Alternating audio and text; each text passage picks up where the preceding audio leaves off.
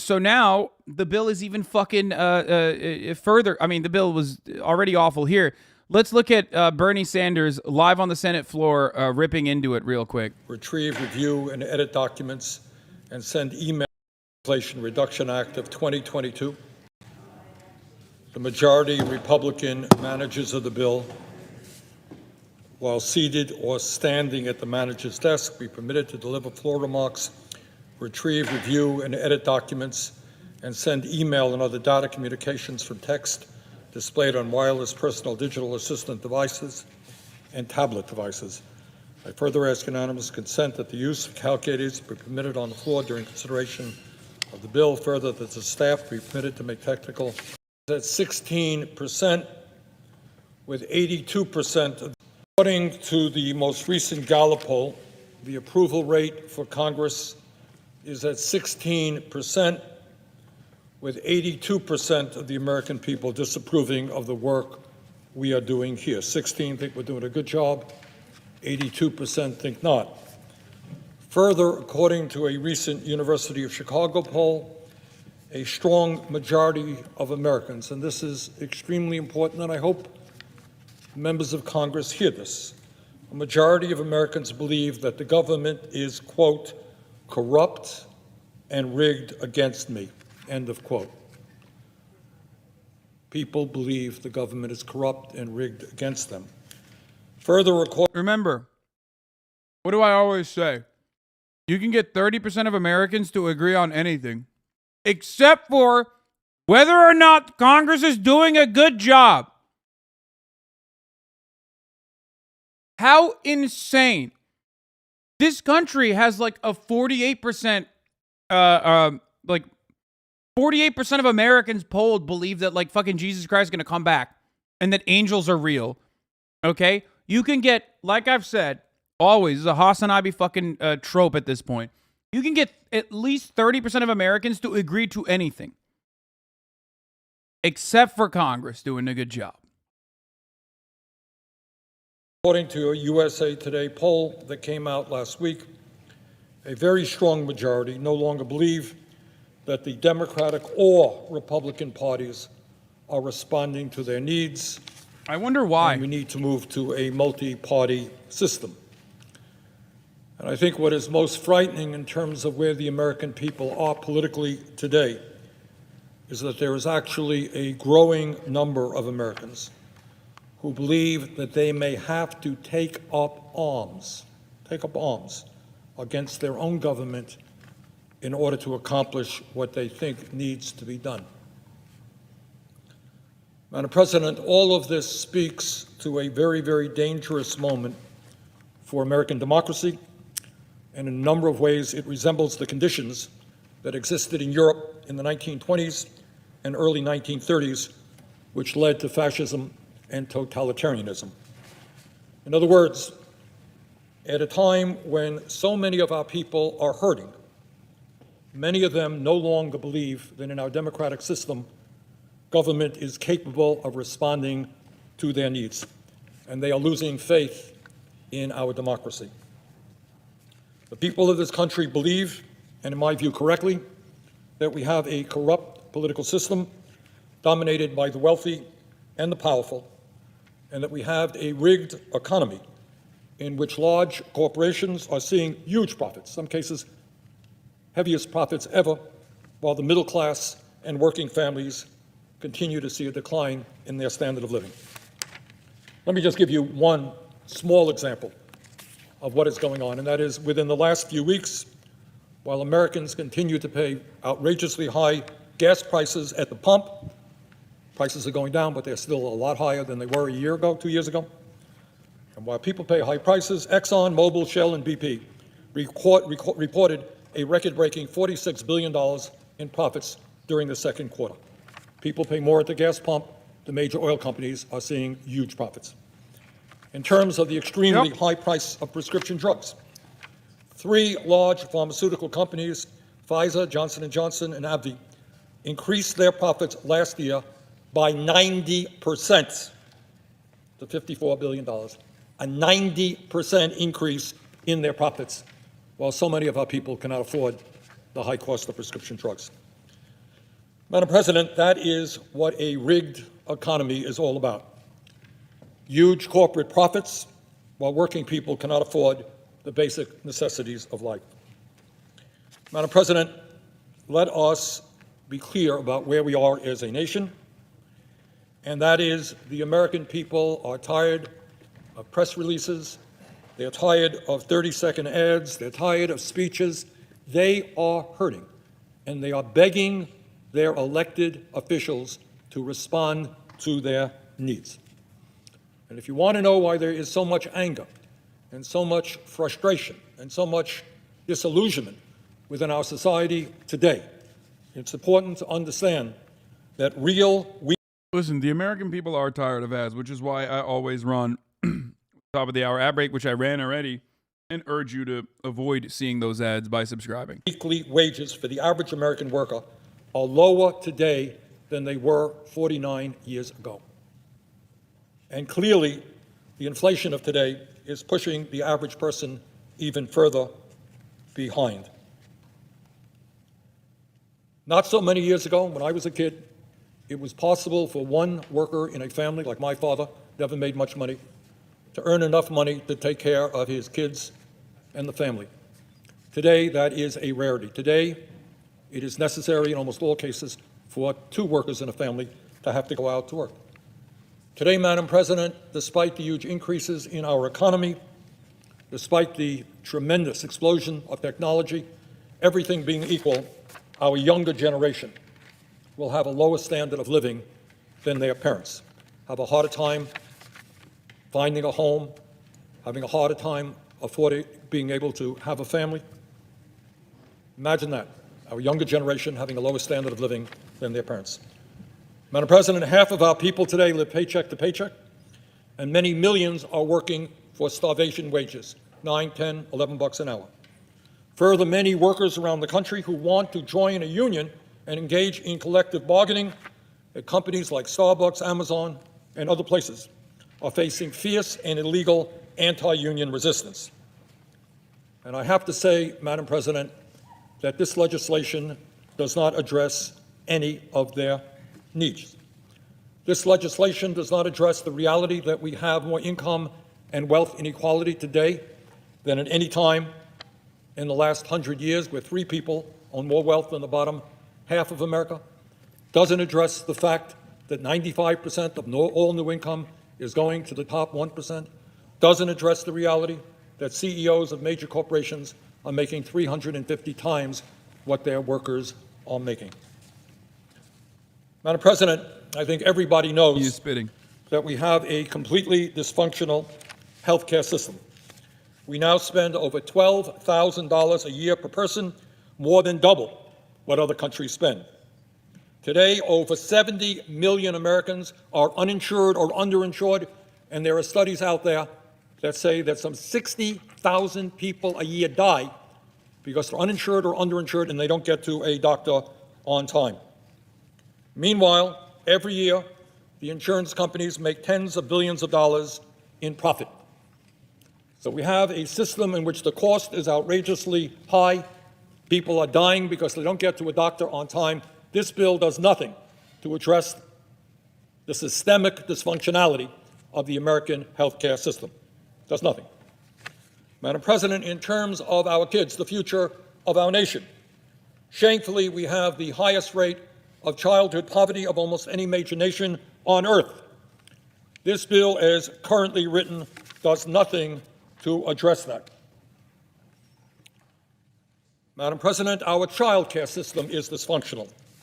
If a working family is lucky enough to find a slot for their young one, on average, they will pay about $15,000 a year for child care, an impossibly high sum of money. Imagine that, $15,000 a year for child care if you're making 40 or 50,000 bucks.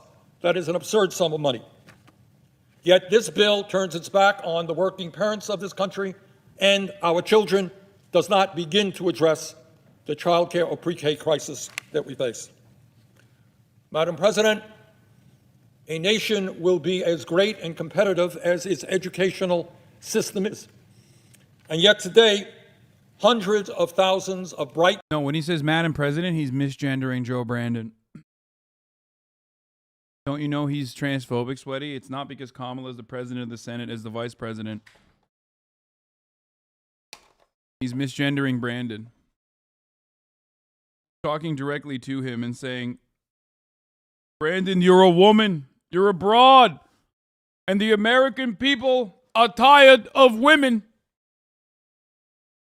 That's what he's saying. Young kids all across this country are unable to afford a higher education. Imagine that. In the richest country in the history of the world, when we need the best educated workforce possible, got hundreds of thousands of young people. Oh, this is prescient to us in chat. No one in Congress takes him seriously. They're all scoffing at him as he says this. He wouldn't be the only one vote otherwise. This is what makes us so angry. Yeah. Cannot afford a higher education. And we have 45 million Americans who are struggling with student debt, sometimes outrageous levels of student debt. This bill, as currently written, does nothing to address it. Madam President, today, millions of elderly Americans and half of our senior citizens are trying to survive on $25,000 a year or less. Millions of senior citizens are unable to afford to go to a dentist. Imagine that. In the richest country on earth, elderly people can't afford to go to a dentist. Their teeth are rotting in their mouths. They can't afford hearing aids in order to hear what their kids, grandchildren have to say. They can't afford eyeglasses. This bill ignores that issue, does nothing to expand Medicare to cover those very basic health care needs. The result, millions of seniors will continue to have rotten teeth and lack the dentures, hearing aids, or eyeglasses they deserve. Madam President, and I hear this all of the time in Vermont, and I expect my colleagues hear it as well, so many of our elderly and disabled people would much prefer to stay in their homes rather than be forced into nursing homes. They need someone to come to. Archie21, love Bernie, but why is he so cozy with Brandon, his good friend, and all the worst ghouls in DNC? Who cares? Like, who cares? He rips him, he shreds him regularly where it fucking matters. And he does politics to be like, oh, they're my good friends. These are my coworkers. You know what I mean? Some of you act like you've never fucking worked a day in your lives where you have to, just say like, oh yeah, these guys are my friends. I like them. And even if he's actually fucking friends with them, I don't care. I just don't care. I literally do not care. I'm not deriving like additional I don't know, like an additional ounce of scrutiny out of like whether Bernie Sanders like doesn't fucking spit in Joe Biden's face or not, okay? You also have to recognize that like there's a reason why there's so much resentment towards Bernie Sanders within the Democratic Party. That is not because he doesn't adequately mention how friendly he is with Joe Brandon. That is because he regularly fucking makes them look bad. Okay? How does he make him look bad? By adding provisions like expanding the child tax credit. Provisions that make him profoundly popular, by the way. When you put that in there, in the voterama, all of a sudden you have, 50 Democrats or 49 Democrats that vote no on it, making them look fucking horrible. Their home to help them with their basic needs. I don't think anyone denies that we have a major crisis in home health care. And the people who are doing home health care now, and God bless them all, are usually overworked and underpaid. This bill, as currently written, does nothing to address that crisis. Madam President, again, no debate. Everybody agrees that we have a major housing crisis in America. Some 600,000 people are homeless, sleeping out on the streets in every state in this country. In addition to the homeless issue, nearly 18 million households are paying 50% or more of their limited incomes for housing. Imagine that. Imagine that, what it means. How do you have any money to do anything else when you're paying 50% of your limited income for housing. Yet this bill does nothing to address the major housing crisis that we face or build one unit of safe and affordable housing. Just another issue that we push aside. And I would say, Madam President, and every working person understands this, that while ordinary people are struggling with childcare, with health care, with housing, with the basic necessities of life, the people on top today are doing phenomenally well. During the pandemic alone, the billionaire class saw an almost $2 trillion increase in their wealth. So that, in a snapshot, is where we are as a nation today. Working people are hurting. In many ways, their standard of living is in decline. People on top are doing phenomenally well. And that takes us to where we are this evening. The importance of the bill that we are considering this evening is that it... This is why people are acting out about Bernie. Yeah, dude, I know. He like both sides Israel, okay? I know. 900 years old. He should be allowed to have fucking bad takes. I'm sorry. And I say this as someone who daggers the Israeli occupying force regularly, okay? Sure, you're not going to agree with 100% of his fucking opinions. I don't know what you want. Like, ultimately, guess what? He's also not fucking living in the woods and training revolutionary Marxists to, like, overtake military bases, okay? So there's always going to be some shit that he's doing that's not enough. It is not a normal, not a regular piece of legislation. It is a reconciliation bill. And I know that to anybody outside of the Beltway, that doesn't mean much. But what it does mean is that unlike regular legislation here in the Senate, this bill does not require 60 votes. Want to go over your YouTube later, King? Yes, Lud. We'll do it later. To get passed. All we need to get this bill passed are 50 votes plus the vice president, if it is a tie.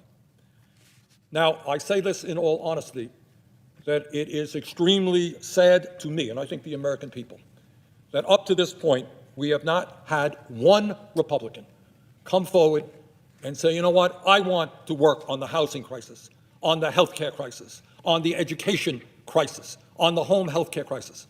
Sadly, we have not had one Republican come forward who is prepared to stand up for working families, for the children, for the elderly, or for the environment. That is a sad state of affairs. But here is the truth. If all 50 members of the Democratic caucus were to stand together today, we could pass some enormously important amendments which would have a profound impact on improving the lives of working people in our country, and maybe, just maybe, could begin the process of restoring faith in our democracy. Poll after poll makes it clear. Not only are the American people hurting, they want Congress to take bold action to improve their lives. And under the budget reconciliation process, we have the opportunity to do that. And if we don't do it now, when all we need are 50 votes, it is quite questionable as to when, in fact, we will ever do that. In other words, what I am asking today is for all 50 members of the Democratic caucus to come together and begin the process of addressing some, not all, some of the major crises facing working families. It is absolutely imperative that we show the American people that we are capable of representing the needs of ordinary people, not just billionaire campaign contributors, not just lobbyists, but ordinary people who are hurting today. And if we cannot do that, can't do that. Not only will people continue to hurt and suffer, but to my mind, it is questionable for how long we remain a democracy. I mean, we're not. Madam President, let me say a few words about what is in this legislation. A bill which has some good features, but also, in my view, has some very bad features. This bill deals with three major areas: prescription drugs, climate, and taxation. Let me deal with at least two of them. Prescription drugs. Now, I know that in Vermont, and I suspect in Wisconsin and all over this country, people are outraged. at the fact that they are paying so much for prescription drugs. They are outraged that in some cases we pay 10 times more than Canada and other countries for the same exact product. Now, the good news is, Madam President, that this bill, this reconciliation bill, will do what should have been done many years ago, something that many of us called for many years ago, and that it will allow Medicare to begin negotiating prescription drug prices with the pharmaceutical industry. Now, that is not a radical idea. That is an idea that exists in probably every other major country on earth. And that is why their prices are so much lower. They don't let the drug companies charge any price that they want. So that's the good news. I've said time and time again, which of course, bargaining of that sort should be covered under, a capitalist free market. When you go to like a Costco or you go to a Sam's Club, wherever the fuck, you're getting wholesale prices. Why? Because you're getting wholesale, you're purchasing wholesale. The price point is lower. America's the only fucking OECD nation where the government buys a boatload of fucking wholesale drugs and can't actually negotiate because it is banned.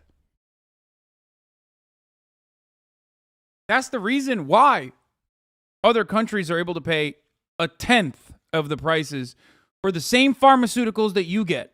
News. But here, Madam President, is the bad news, and we must be honest about it. At a time when so many of our people cannot afford the prescription drugs they need, and 1 out of 4 Americans can't even fill the prescription their doctor's write, this Medicare negotiating provision will not go into effect for 4 years, at which time only 10 drugs will be negotiated, with more to come in later years. So, if anybody thinks that as a result of this bill we're suddenly going to see lower prices for Medicare, you are mistaken.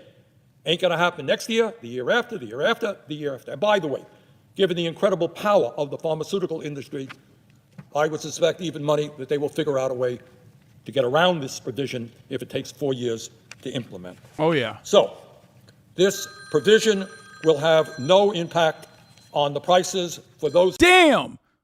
Look at that. Yo! Look at how quickly he pulled it out and swapped it. Make this man the president. I don't give a fuck. He's 900 years old. I'm going against everything I said earlier about like how old people, I'm ageist, I'm ableist, whatever. This man is able, okay? This man is able-bodied. He's able and he's capable. Look how fast he pulled his phone out and fucking he slid behind his back, dude. Look at that. Look. This provision will have no impact. Boom! Passed! That's crazy. That's crazy. Some of you are like 17 and you can't do that, okay?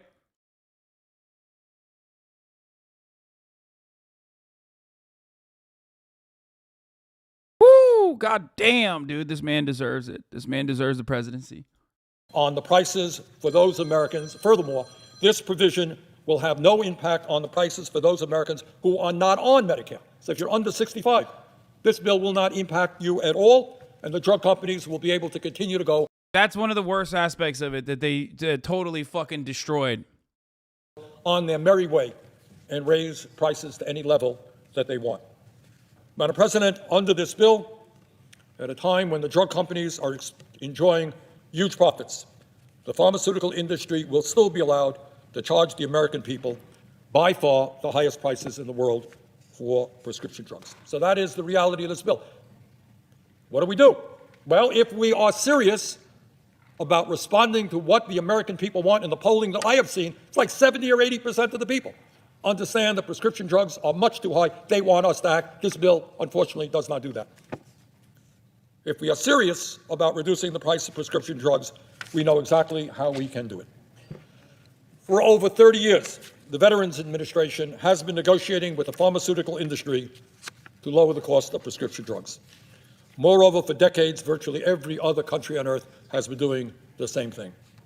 The result of where we are today is that Medicare pays twice as much for the exact same prescription drugs as the VA and people all over this country.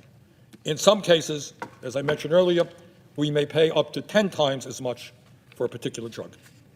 In other words, when it comes to reducing the price of prescription drugs under Medicare, we do not have to reinvent the wheel. We could simply require Medicare to pay no more for prescription drugs than the VA.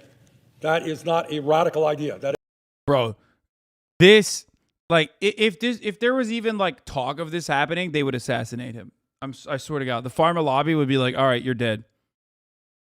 They would drone strike his fucking house, dude. The profit margins are at stake here. You know what I mean? There's no shot. It's wild that, like, this is the most tepid thing he could advocate for, by the way.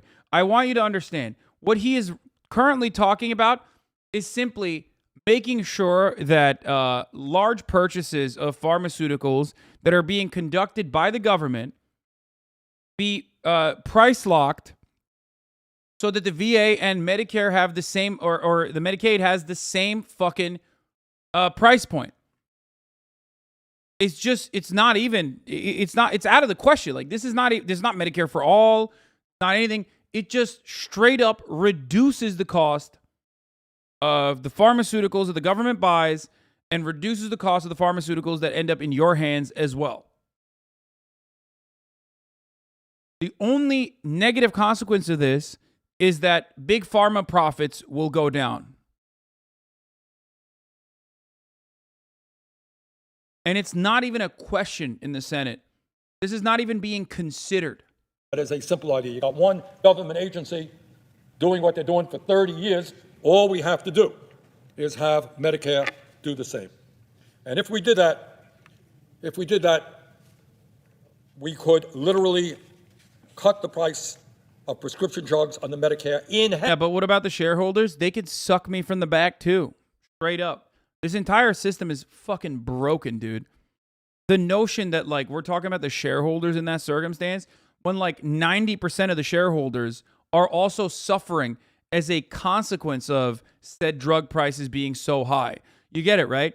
Because, like, the way the stock market works is that the top 10% of wealth own 90% of the market, okay?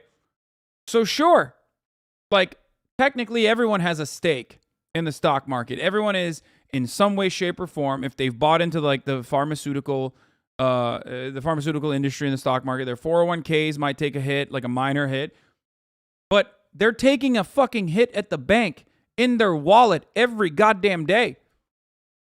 Every single one of your parents and yourselves are already personally taking a hit. You might be marginally better off. Your investments might be marginally better off, but that's negligible, okay, in comparison to your fucking wallet taking a gigantic hit when you pay 10 times the prices for the drugs that every other country is paying less for. Same drugs.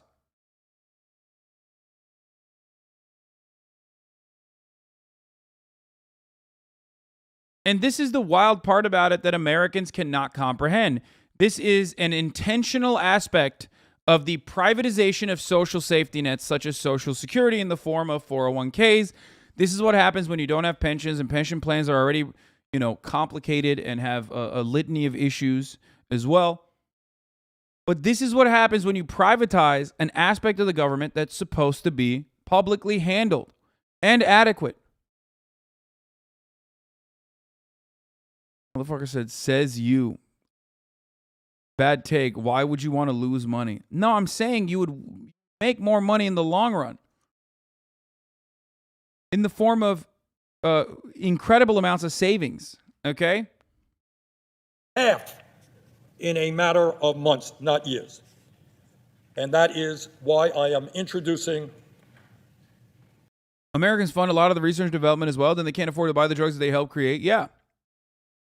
R&D's coming out of your pockets too in the form of taxes, which is good. It's a good place that the taxes go to. You're funding these colleges that also then end up going back into the R&D by paying insanely high prices for colleges. And when you look at the per capita argument for research and development, for what you put in, our research and development, like our new novel chemical compound development per capita, is still significantly lower than countries like Switzerland, which also have a relatively capitalist healthcare system, but certainly not even in the fucking top 5. And that's before you attribute cost to it. How much we pay for all these things, how much we pay for R&D versus how much new chemical compounds, novel chemical compounds we find in the United States of America. Of course, if you look at the totality of it, America is gigantic. So yes, we are inventing more here than other countries that are much, much smaller. But you have to look at the efficiency. If you want to look at it from a capitalist point of view, you could do that as well. From an efficiency perspective, if you were to look at new chemical compounds being found, $1 goes a much longer way in every social democratic country where there are more novel chemical compounds being found per capita than the United States of America. An amendment today to do just that. Under this amendment, we could save Medicare $900 billion over the next decade. This is 9 times more savings than the rather weak negotiation provisions currently in the bill. We could save $900 billion by negotiating rather than $100 billion. The reason that we pay the highest prices in the world for prescription drugs is not hard to understand. During the past 20 years, the pharmaceutical industry has spent over $5 billion on lobbying and over $500 million in campaign contributions. Further, the pharmaceutical industry has, over the years... That's called kickbacks, baby. You got to give the people that are allowing you to rake in record high profits a crumb back in return. That's what it is. Instead of paying the federal government, right, in the form of taxes, instead of lowering your pharmaceutical cost by allowing the government to negotiate, pay a couple $2 billion to the Senate so they just make sure that those key provisions that would hurt your bottom line never get passed. Mounted an unprecedented lobbying effort in Washington and in states all across this country. Now, what is unbelievable, if you want to know what a corrupt political system is about, if you want to know what money in politics is about, if you want to know what corporate greed is about, if you want to know why we pay the highest prices in the world for prescription drugs, please understand that right now, at this moment, the pharmaceutical industry has more than 1,700 well-paid lobbyists on Capitol Hill to protect their interests, including former congressional leaders of both major political parties. They buy Democratic leaders, they buy Republican leaders, they buy former members of Congress. 1,700 well-paid lobbyists to make sure they continue to rip off the American people and charge us. In every other country, we call this bribery and corruption, by the way. One of the most significant problems with even countries like Sri Lanka or any other country that's developing is corruption, right? Turkey, Erdogan, he's so corrupt.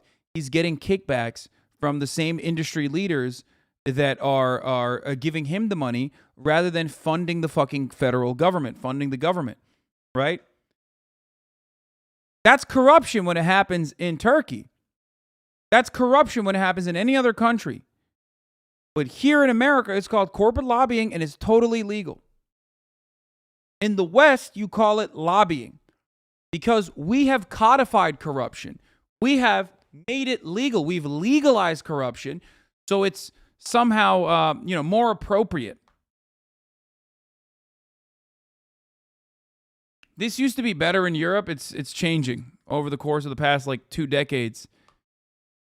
Europe has also changed with respect to how much lobbying works, but there's still public funding laws and rules and regulations in place as to how much money politicians can get. But of course, if you look at places like the UK, for example, there's still methods of sidestepping that by getting your friends into positions of power. You know what I mean? Which also happens in America on top of the lobbying. Hey, I mean, if it's above board, you can regulate it. No, you can't.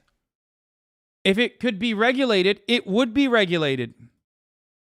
It is a overwhelmingly popular thing to destroy the nefarious an outsized, gross amount of influence that lobbyists have over Congress. It is the reason why America is an oligarchy rather than a true democratic country. And yet you talk about regulation as though it's something that you can regulate, when capital power is so incredibly, overwhelmingly powerful that there's no regulation in place. The highest prices in the world for prescription drugs. That is over 3 lobbyists for every 1 member of Congress. 535 members of Congress, 1,700. Motherfucker said corruption, when it's legalized, can be regulated. Meanwhile, Bernie Sanders talking about how there's 3 lobbyists for every member of Congress. How do you regulate that? Well, I have an idea on how you can regulate it, for the record. But, I won't say it out loud. Lobbyist. Mr. President, just yesterday, and this is really interesting, and I think it brings it all out, the CEO of Pharma, his name is Steve Ubel, I think, basically said, and I appreciate his honesty and straightforward, he said, anybody who votes even for this incredibly tepid bill. People will turn around and be like, lol, cops policing themselves? That's funny. Obviously, that's not going to fucking work. But then when it comes to Congress policing itself, you're like, no, it'll happen. It'll happen. Why? Because, I believe in the theory of democracy. Yeah, totally, bro. It'll definitely happen. I'm sure Congress will regulate itself to ensure that they get less money as a consequence of sitting in this fucking throne of power. That'll certainly happen eventually, He said, we are going to go after you. He stated, and I love this, the kind of modesty, he said, quote, few associations have all the tools of modern political advocacy at their disposal in the way that Pharma does, end of quote. In other words, if you dare to vote in any way to lower the cost of prescription drugs, we're going to spend all of the money we have, and we have endless, unlimited amounts of money against you. That is what a corrupt political system is about. That's what corporate greed is about. Basically, the CEO of Pharma saying, you vote for this bill, you can expect millions and millions of dollars of 30-second ads against you. That's where we are in the state of our democracy today. Madam President, Mr. President, prescription drugs is a huge issue, but it's not the only issue that is dealt with inadequately in this legislation. It is my view, I think it is the view of the majority of American people, it is certainly the view of the scientific community, that climate change is an existential threat to that planet. Now, that sounds like a big word, existential. But what it means, if we don't get our act together, there may not be a planet that is healthy and habitable for our children and grandchildren. It is very fundamental. Do we protect future generations? The only problem with Bernie Sanders is that he says fundamental like he's British. That's the only issue I have with him. That's it. Mr. President, this legislation provides $370 billion over the next decade to combat climate change and to invest in so-called energy security programs. Now, the good news, and it is good news, is that this legislation, as currently written, would provide more funding for energy efficiency and sustainable energy than has ever been invested before. That is the good news.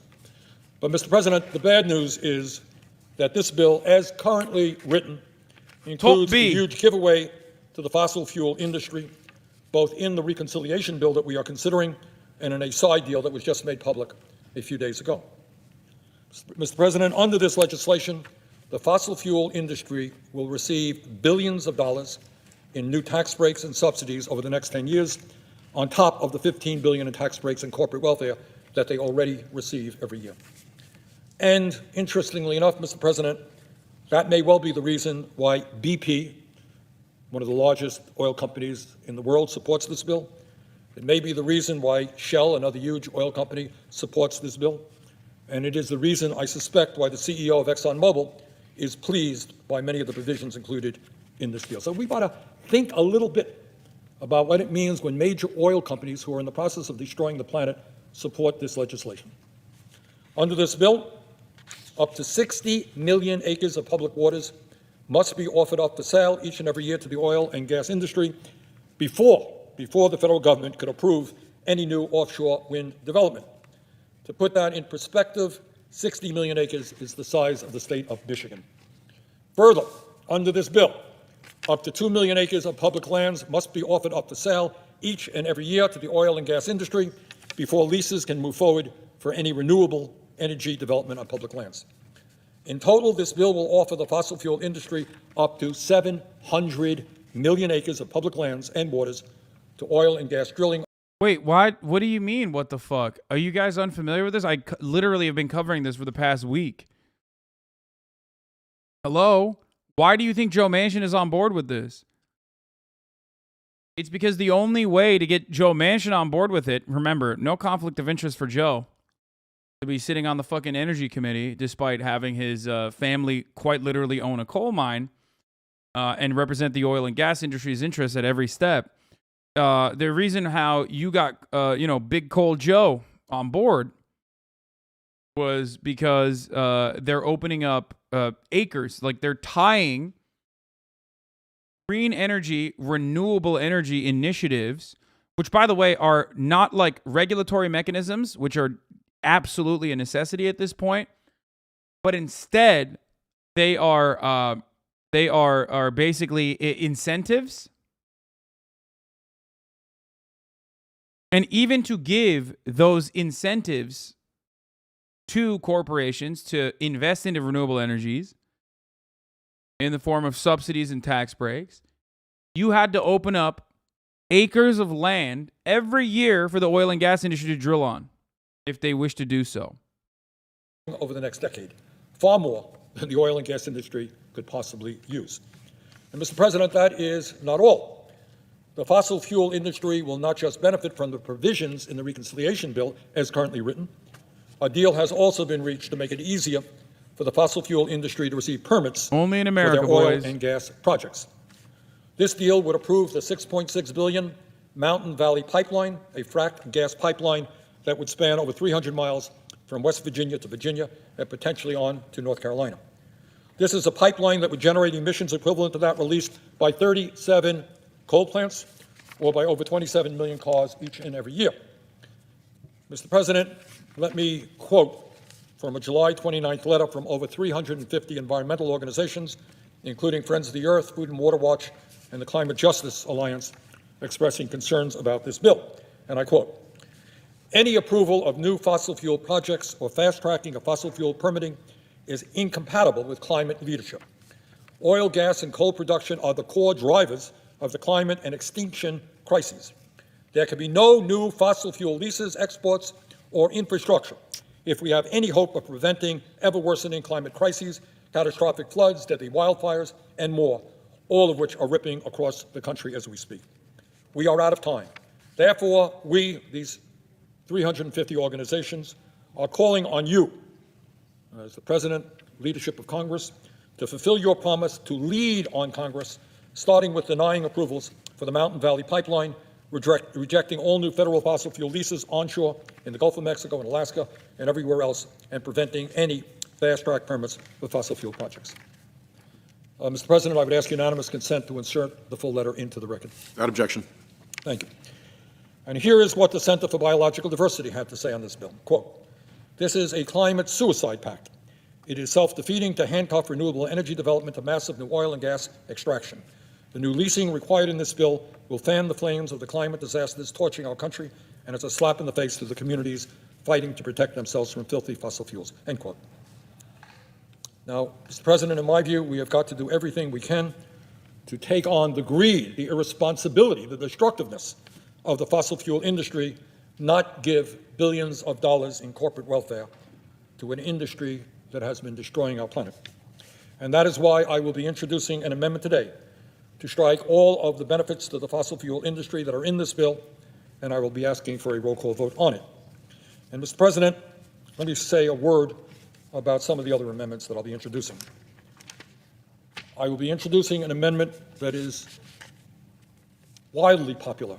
The concept is widely popular, and that is to expand Medicare to provide dental, vision, and hearing benefits. This amendment is fully paid for by demanding that the wealthiest people start paying their fair share of taxes. Further, I will be introducing an amendment to provide $30 billion to establish the Civilian Conservation Corps, which would create 400,000 jobs for young people to combat climate change. The entire younger generation wants to roll up their sleeves and get involved in the effort to transform our energy system away from fossil fuel. And this amendment and the establishment of a civilian conservation corps would allow them to do that. And further, I got to pee. Mr. I'll be President, back. I'll be introducing an amendment to expand the $300 a month child tax credit for the next 5 years by restoring the top corporate tax rate from 21 to 28%. As you know, we made significant progress in lowering childhood poverty in America. We reduced it by 40% with the establishment of a child tax credit. But unfortunately, that was not continued in this year, and I think it needs to do so. So, bottom line, this is where we are at. The American people are hurting. Tens of millions of workers are falling further and further behind. The elderly are hurting. The kids are hurting. And people are looking to their elected representatives in Washington to finally address the crises that they are facing. And in a reconciliation bill, where we only need 50 votes and the vice president, we have the capability, if we pass these amendments, of taking a giant step forward, not only in addressing the needs of our kids, our elderly and working families, but it may be, just maybe, beginning to restore the confidence of the American people in their democracy, in believing that their elected officials are listening to them and not just lobbyists and wealthy campaign contributors. So I would look forward to offering these amendments and getting them. And I look forward to you not voting for them and telling the American people that there is no shot in hell that Congress represents their best interests. Okay? Will you please knock on the point that this is against the free market that conservatives and capitalists preach about? What do you mean? There's no such thing as a fucking free market, okay?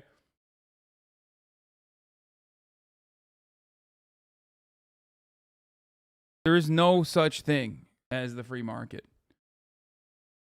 Not real. It's a unicorn. Made up. Passed, and I thank the president very much and yield the floor.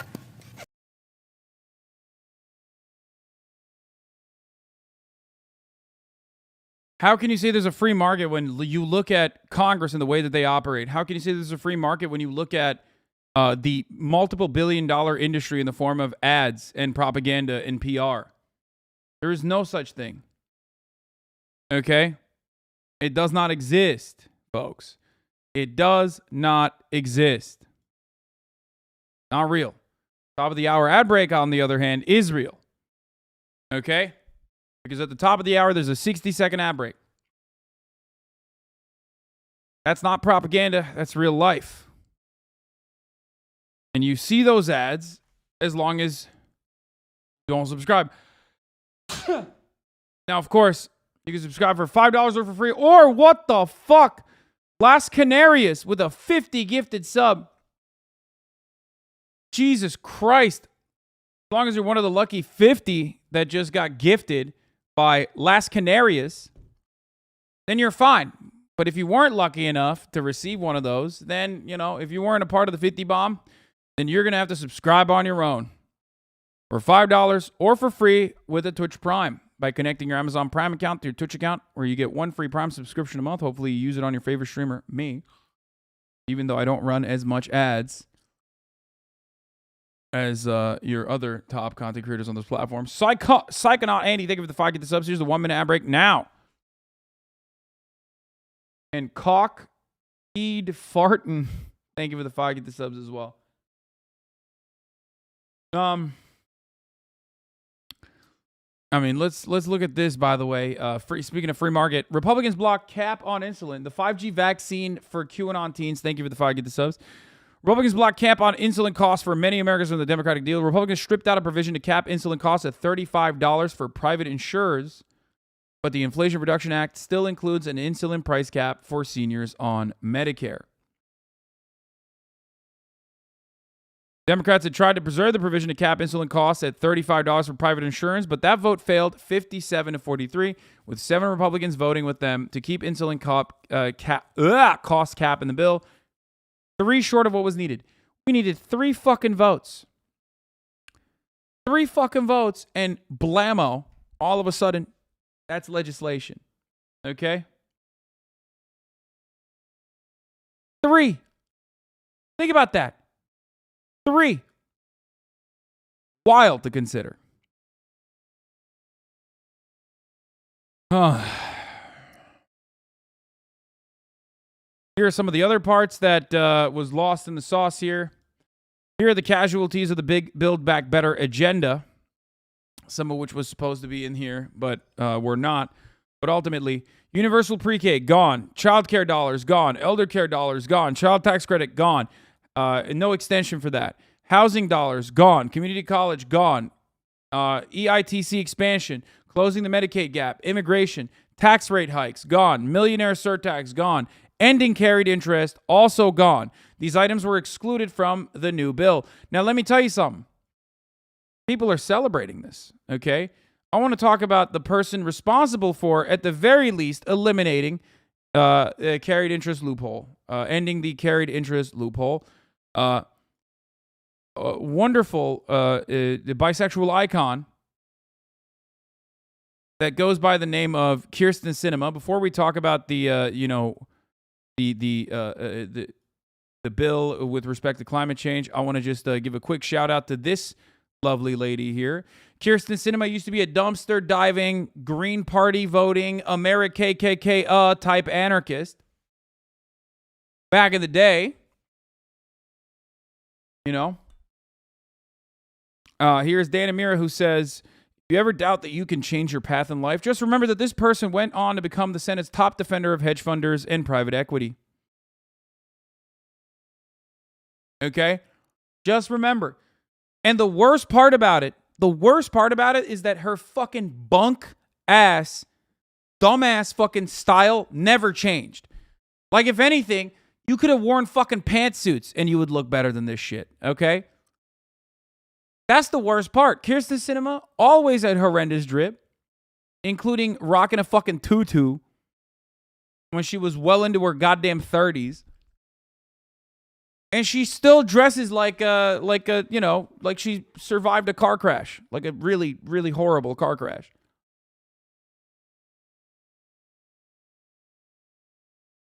But Kirsten Sinema has a lot of allies for this. Finance bros are literally getting bottle service dedicated to Kirsten Sinema. Just wild that she cares more about her helping millionaire bankers pay less taxes than helping everyday Arizonans. Look at that. At Nightingale, Kirsten is bae, carried interest.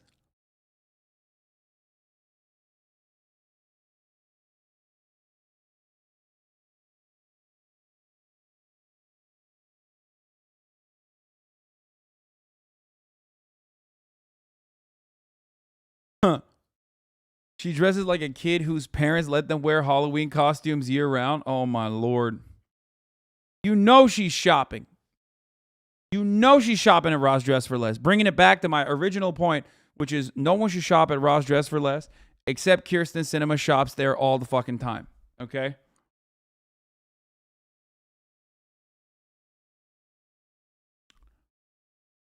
Oh my God, that is a TJ Maxx fix. Stop it. That is not true and you know it. So, toxic chat proving they hate powerful women. Oh, 100%. Lots of things about the Manchin climate bill are true all at once. It's far and away the country's most significant piece of climate policy ever and is nowhere near the level of action scientists say is necessary to avoid the worst impacts of the climate crisis. What Chase Woodruff is saying. Talking about, beware of anyone telling you that the modest or incremental progress doesn't matter because we only have a narrow window to act, despite what is forgivably implied by some rhetoric. The climate crisis is not a ticking time bomb. Every ton of greenhouse gases emitted into the atmosphere, whether tomorrow or in 2050, will make things worse. And every ton we stop from being emitted, whether tomorrow or in 2050, will help. Until we stop releasing significant amounts of carbon into the atmosphere, the world will get warmer and the impacts, deadly and destabilizing heat, drought, extreme weather, sea level rise, cascading economic and political crises will get worse. He's right. So the wonderful impact of this bill in particular that we have shown is that it encourages more drilling. So there's that element.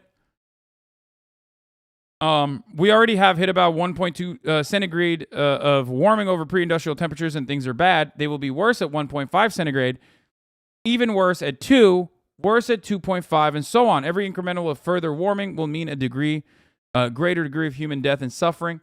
Okay, that means crop being wiped out, areas becoming desolate and impossible to do any sort of agricultural production in. That means mass migration of climate change refugees. That means war as a consequence of not having agricultural production happen in places where it used to be able to. Okay? Syrian civil war. The Syrian war in general is just a perfect representation of this. Climate change had significant impacts there. To grossly oversimplify the Manchin bill, though both direct emissions impacts and knock-on economics and geopolitical effects will probably help move the world from a path towards slightly more than 2.5 centigrade of a warming path towards slightly less than 2.5 centigrade. Together with actions over the last several years by other countries along with states and the private sector, the world has continued to make progress bending the emissions curve, and truly catastrophic warming levels of plus 3 centigrade or more now seem unlikely. This, by the way, is still devastating. Remember, we're talking about like once every 1,000-year extreme weather conditions happening year-round.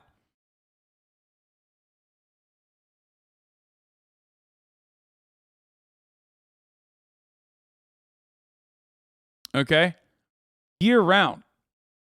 Why? Because 1.5 degrees increase. 2.5 means like humans are dying. I mean, humans are dying already, but like not indirectly from, I don't know, natural disasters or whatnot, but like human beings are dying because like there's no food and now they're fighting. There's war. There's no food. There's no agricultural production and development. And there's also massively chaotic and debilitating, destructive natural disasters. So then you have to move. Okay? You have to literally move somewhere else. And then when you try to move somewhere else, then those countries are going to put up their borders and kill you.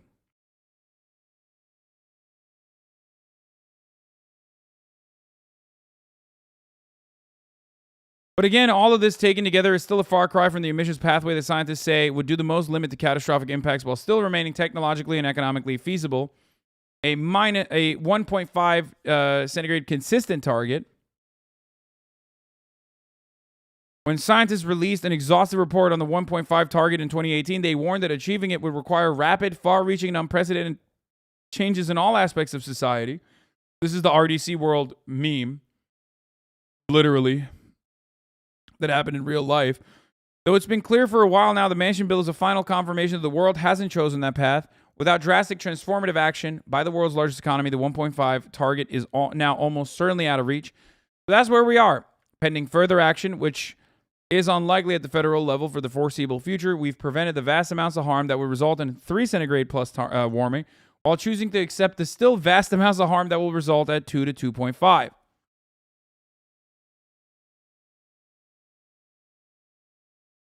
Like Mad Max future shit.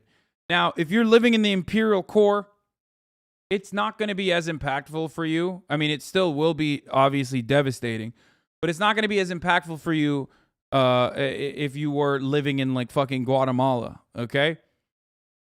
If you're living in an area that is underdeveloped and all of a sudden you can't even fucking grow crops anymore, you can't grow food anymore, you're fucked.